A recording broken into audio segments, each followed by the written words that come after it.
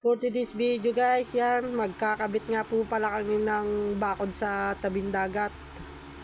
So, ito yung dala-dala naming kawayan pang brace. Tapos ito yung aming foreman. Ayan, napakagalaw ng camera dahil po may bit-bit po ako dyang kawayan.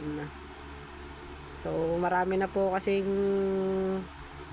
pumapasok na ibang tao dito. Kasi nga po wala na pong bakod, nasira po ng dahil sa bagyo.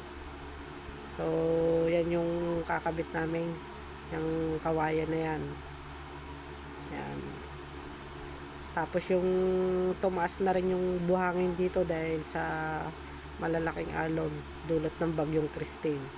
So yung mga kahoy nandyan pa rin.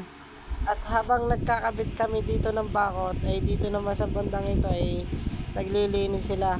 Pag ginuutay-utay na nila yung pag-aalis ng kahoy at sinusunog na nila.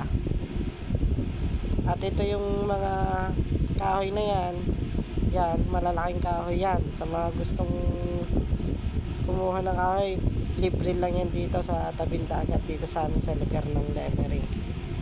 So marami na rin pong humihingi yan dito sa amin. So yan yung bakod na aming kinabit. Pasamantala muna yan na binakura namin yan dahil yung may mga tao po kasi na pumapasok dito na hindi namin po kilala.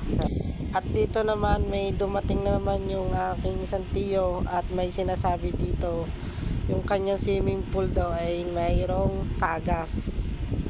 So pinuntahan niya yung aking tatay. Yan. So pinapacheck yung kanyang swimming pool. At nandito na tayo sa swimming pool, yan, para i-check yung sinasabi ng tiyuin ko na meron daw tagas.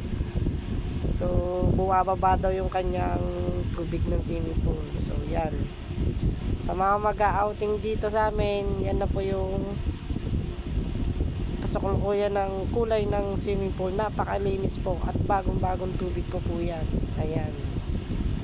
So dito ay tinuturo niya dito yung tagas. Ayan, meron daw leak. Ayan. So di po kasi pwedeng mabutasan yung swimming pool na yan dahil po masasayang po yung chlorine. Ayan. At yung linaw masasayang rin po.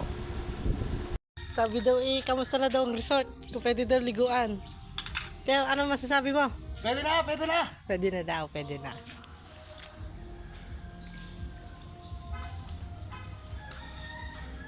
At dahil maghahapon na at pinagtulong-tulungan na namin tong ayusin tong bakod na to para matapos na.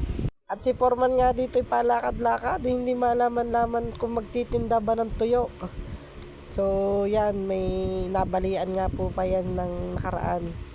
At dito naman ay naispatan ko yung araw. 2:00 pa lang ng hapon ay ganito na yung itsura ng araw.